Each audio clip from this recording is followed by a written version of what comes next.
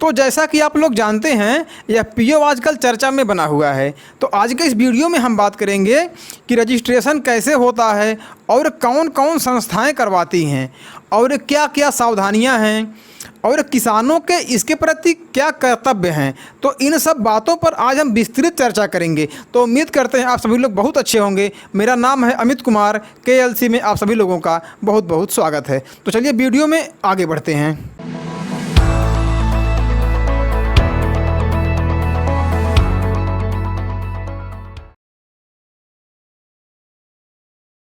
तो देखिए, बात आती है यह पीओ और यह पीसी की कि दोनों में क्या अंतर है। तो लोग कंफ्यूज रहते हैं कि क्या यह पीओ और यह पीसी दोनों एक ही हैं या अलग अलग हैं। तो देखिए, अगर हम बात करें इसकी शुरुआत की तो 2007 में पहली बार YK अलग सर ने इसकी शुरुआत की थी और आगे चलकर 2011 में इन्होंने पहला यह पीसी बनाया है। तो बात करें यह पीओ और यह पीसी में क्या अंतर होता है, तो देखिए बहुत अंतर नहीं होता है। फ़र्क सिर्फ इतना है कि इसका रजिस्ट्रेशन दो प्रकार से होता है, एक कंपनी एक्ट में होता है और एक कोऑपरेटिव एक्ट में होता है। अब चाहे आप या पीओ को या पीसी बोल लीजिए या पीसी को या पीओ बोल लीजिए, बात एक ही है। तो आगे बात करेंगे, यह पीओ मुख्यतः 3 संस्थाएं बनाती हैं। पहला है नाबार्ड और दूसरा SFAC और तीसरा NCDC, जिसमें से कि नाबार्ड और SFAC कंपनी एक्ट में रजिस्ट्रेशन करवाती हैं। इसके अलावा लोग इसे व्यक्तिगत भी बनाते हैं, लेकिन रजिस्ट्रेशन वैसे ही होगा और सभी नियम कानून वैसे ही लगेंगे। तो यह पीसी पूरे देश में काम करने के लिए होती है। तो जैसा कि हम सभी लोगों को जानकारी है, जब प्राइवेट लिमिटेड कंपनी की बात करें तो यह मुख्यतः 3 प्रकार की होती हैं। तो पहली है प्राइवेट लिमिटेड कंपनी, जिसमें कि 1-2 लोग मिलकर बनाते हैं और ज़्यादातर कंपनियां इसी में रजिस्टर्ड हैं। और दूसरी होती है LLP, मतलब कि लिमिटेड लाइबिलिटी पार्टनरशिप, जिसको कि एक आदमी भी शुरू कर सकता है। और तीसरी 2014 में जो संशोधन हुआ उसमें यह PCI, इसमें 1 या 2 लोग नहीं बल्कि 10 लोग बनाते हैं, 5 मेंबर और 5 डायरेक्टर होते हैं। तो इसमें रजिस्ट्रेशन के लिए इन 10 लोगों के आधार कार्ड, पैन कार्ड, फ़ोटो और खतौनी चाहिए। तो इसमें सबसे पहले यह तय कर लेना ज़रूरी है कि ये 10 लोग प्रोड्यूसर हैं कि नहीं, मतलब कि 10 लोग किसान हैं कि नहीं। वैसे भारत में सभी लोग किसान ही हैं, लेकिन ज़्यादातर राज्यों में खासकर यूपी में जब तक बुजुर्ग जिंदा हैं तब तक खतौनी बेटे के नाम नहीं आती है। अक्सर ऐसा होता है। अब अगर आपके पास खतौनी नहीं है तो ऐसी दशा में एक प्रोड्यूसर सर्टिफिकेट बनता है, जिसमें लिखा होता है कि यह व्यक्ति पुत्र फला एड्रेस का निवासी है और इसकी मुख्य जीविका खेती पर ही आधारित है। इस प्रकार की बातें उसमें विस्तार से लिखी होती हैं। इसको जिला कृषि अधिकारी या तहसीलदार या SDM जारी करते हैं। तो अगर आपके पास खतौनी नहीं भी है तब भी आप एक किसान माने जाएंगे। बस इतने से ही आपका काम हो गया। मतलब किसान साबित करने के लिए आपके पास या तो खतौनी होनी चाहिए या तो ये सर्टिफिकेट होना चाहिए, क्योंकि सरकार इस पर काफ़ी जोर दे रही है और बार बार जांच करवाती है। ऐसा नहीं है कि किसी तरह से रजिस्ट्रेशन करवा लिया और आप लापरवाही बरत रहे हैं। आप अपनी जिम्मेदारी को समझिए। यह काम करवाने के लिए आप CA के पास मत जाइए, क्योंकि उनका खर्चा बहुत ज़्यादा होता है और उनकी भाषा बहुत कठिन होती है। हम आपको बता दें कि जब पहला पीओ बना था तो इसकी फ़ीस 49,500 रुपये थी और आज के समय में यह पीओ 15,000 से 25,000 तक का बन रहा है। मतलब कि अगर आप यह पीओ बनाएंगे ठीक ठाक तो 25,000 रुपये फ़ीस आपकी लग जाएगी। इसके लिए आप कंपनी सेक्रेटरी के पास जाइए, आपका काम सस्ता और सबसे अच्छा होगा। तो देखिए, रजिस्ट्रेशन प्रोसेस में आपका सबसे पहले डिजिटल सिग्नेचर बनता है।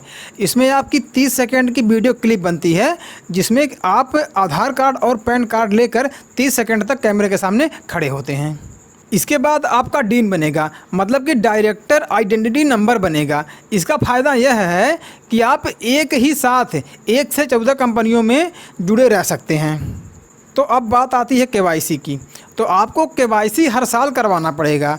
अगर आप हर साल टाइम से KYC करवाते हैं तो आपका 500 से 600 रुपये तक में KYC हो जाएगा। लेकिन अगर आप लेट करते हैं तो आपको पेनाल्टी के रूप में 5,000 रुपये देना पड़ सकता है। अब देखिए, आपका इतना काम हो गया, आपका पेपर सबमिट हो गया, आपका डिजिटल सिग्नेचर हो गया, आपका डीन बन गया और KYC भी होती रहेगी। अब बात आती है सीवी की। तो जब आप कहीं प्रेजेंट होते हैं तो आपको सीवी की ज़रूरत पड़ती है, मतलब कि बायोडाटा की ज़रूरत पड़ती है, क्योंकि कंपनी को भी एक व्यक्ति की तरह ही माना जाता है। देखिए, सीवी में मुख्य रूप से दो बातें लिखी होती हैं, एक होता है AOA और एक होता है MOA। AOA मतलब आर्टिकल ऑफ एसोसिएशन और MOA मतलब मेमोरेंडम ऑफ एसोसिएशन। मतलब कि एक में उद्देश्य होता है और दूसरे में नियमावली होती है, मतलब कि रूल और रेगुलेशन होता है कि डायरेक्टर कौन बनेगा और शेयर कितना कितना लगेगा, ये सब बातें होती हैं। एक बात ध्यान देने की यह है कि यह पीओ को आप कभी पर्सनल कंपनी के रूप में मत चलाइएगा, क्योंकि इसमें आपको ज़्यादा नुकसान झेलना पड़ सकता है। आपको अपने पास केवल 5 से 10% तक का ही शेयर रखना है। अगर आप ज़्यादा शेयर रखते हैं और भविष्य में कभी यह पीओ में वोटिंग हुई तो आपका एक ही वोट माना जाएगा। ऐसा नहीं है कि आपका शेयर ज़्यादा है तो आपका ज़्यादा वोट माना जाएगा। कोशिश करिएगा कि सभी सदस्यों का शेयर बराबर ही हो।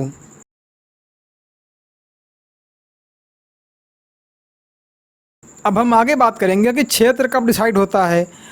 मतलब कि जब आप एफपीओ में काम करने जाएंगे तो किस क्षेत्र में काम करेंगे। तो देखिए, एफपीओ बनाते समय ही यह डिसाइड हो जाता है कि आप किस क्षेत्र में काम करेंगे। मतलब कि मछली पालन, मुर्गी पालन, बकरी पालन या धान गेहूं में काम करेंगे। कुल मिलाकर एग्रीकल्चरल एक्टिविटी ही होनी चाहिए, मतलब कि खेती बाड़ी का ही काम होना चाहिए। सरकार का यह उद्देश्य है कि यह सभी 17 विभाग मिलकर एक साथ ही काम करें। अभी जो 10,000 एफपीओ CBBO के माध्यम से बन रहे हैं उसमें क्लस्टर पहले से ही डिसाइड हो जा रहा है कि किस क्षेत्र में काम करना है, कि यह सब्जी का बेल्ट है या मोटे अनाज का बेल्ट है, आदि आदि।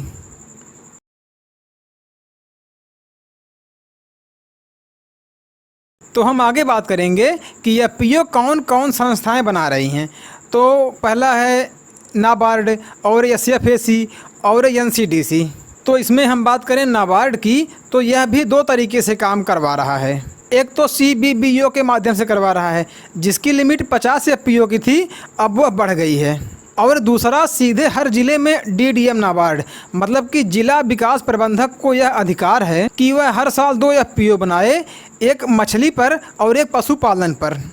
अब इन दोनों में अंतर क्या है? मतलब ये कि एक वो जो CBBO के माध्यम से बन रहा है और एक ये जो कि DDM नाबार्ड के माध्यम से बन रहा है। तो जब आप CBBO के माध्यम से एफपीओ बनाएंगे तो आपको सीधा 18 लाख रुपए का सहयोग मिलता है। तो 18 लाख रुपए कहाँ कहाँ लगेंगे? तो 1 लाख रुपए आपके ऑफिस सेटअप के लिए, और 35,000 रुपये जो आपके CEO की सैलरी है उसके लिए, और 10,000 रुपये सैलरी जो है आपके CA की है। मतलब कुल मिलाकर 18 लाख रुपए आपके एफपीओ को मिलते हैं। और CBBO को एफपीओ चलाने के लिए सरकार की तरफ से 5 साल में 25 लाख रुपए दिए जाते हैं। लेकिन जब आप जिला विकास प्रबंधक मतलब कि DDM नाबार्ड वाले में जाएंगे, जिसमें कि हर साल 2 एफपीओ बनते हैं, तो वहाँ पर POPI यानी कि प्रोड्यूसर ऑर्गेनाइजेशन प्रमोटिंग इंस्टीट्यूट बनाते हैं। यह POPI कोई NGO भी हो सकती है, वही एफपीओ की 3 साल तक देखरेख करती है। इसमें से एक स्टाफ 13,500 रुपये पर 40,000 का रजिस्ट्रेशन खर्चा, और हर साल वीडियो की ट्रेनिंग के लिए 75,000 रुपये और 25,000 रुपये CEO के ट्रेनिंग का, कुल मिलाकर 11,44,000 रुपये नाबार्ड देता है। यह धनराशि 3 भागों में बांटकर 3 सालों में देता है।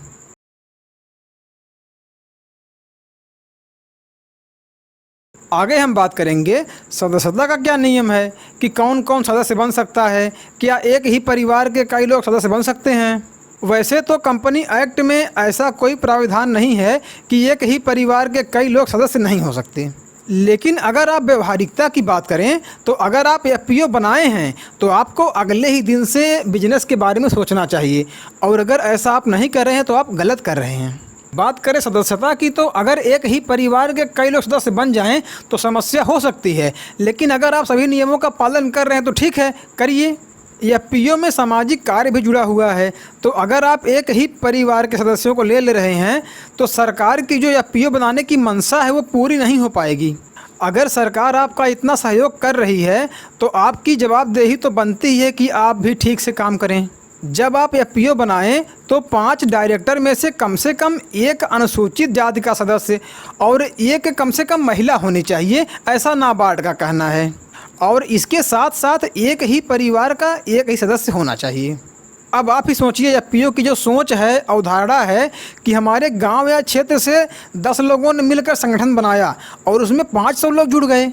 हम कहते हैं कि एक किसान के पास अगर आधा एकड़ ज़मीन होगी तब भी सब किसानों का मिलाकर 250 एकड़ ज़मीन हो जाएगी।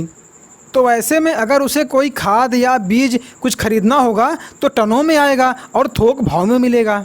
तो एक खास लाभ यह है कि आपकी बार्गेनिंग पावर मतलब कि मोल भाव की क्षमता भी बढ़ेगी।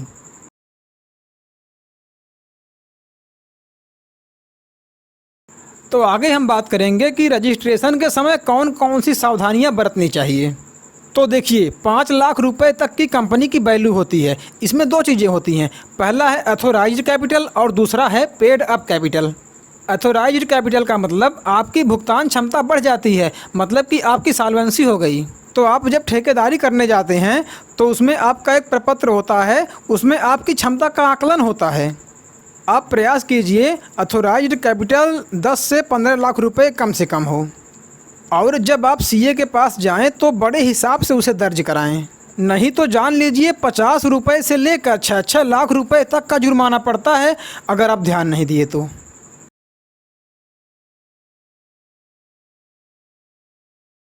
अब आगे हम बात करेंगे कि रजिस्ट्रेशन के बाद योजनाओं का लाभ कैसे लें। तो रजिस्ट्रेशन सर्टिफिकेट पर नीचे ही आपका पता लिखा होता है। तो जब आप सीए से मिलने जाइए तो उससे आप बताइए कि आप कहाँ बैंक खाता खुलवाना चाह रहे हैं, तो वहीं से वह कागजात सीधे उस बैंक को चले जाते हैं। या फिर आप रजिस्ट्रेशन सर्टिफिकेट ले लीजिए, AOA MOA ले लीजिए और 10 सदस्यों के आधार कार्ड पैन कार्ड ले लीजिए और चालू खाता खुलवा लीजिए। उसके बाद आप bank details, AOA MOA registration certificate और किसी एक सदस्य का आधार कार्ड पैन कार्ड और खतौनी लेकर कृषि विभाग चले जाइए और वहाँ वह आपका रजिस्ट्रेशन कर देंगे और एक 5555 करके आपका रजिस्ट्रेशन नंबर भी मिल जाएगा। तब आप कृषि विभाग की सारी सब्सिडी के अथोराइज्ड हो जाते हैं। उसके बाद जब विज्ञापन आता है तो आप टोकन निकलवाइए और लाभ लीजिए। कुल मिलाकर जब आप कृषि विभाग में रजिस्टर्ड हो जाते हैं तो आप इन सारी योजनाओं का लाभ ले पाएंगे। तो आपने यह पीओ के बारे में इतनी सारी बातें जानी। अगर अभी भी आपके कोई सवाल हैं या सुझाव हैं तो आप कमेंट बॉक्स में ज़रूर बताएं। बाकी अगर वीडियो पसंद आई तो वीडियो को लाइक करें और अगर चैनल पर पहली बार हैं तो चैनल को सब्सक्राइब करने के साथ साथ बेल नोटिफिकेशन ज़रूर दबाएं। बाकी मिलते हैं अगली वीडियो में अगले विषय पर। तब तक के लिए नमस्कार।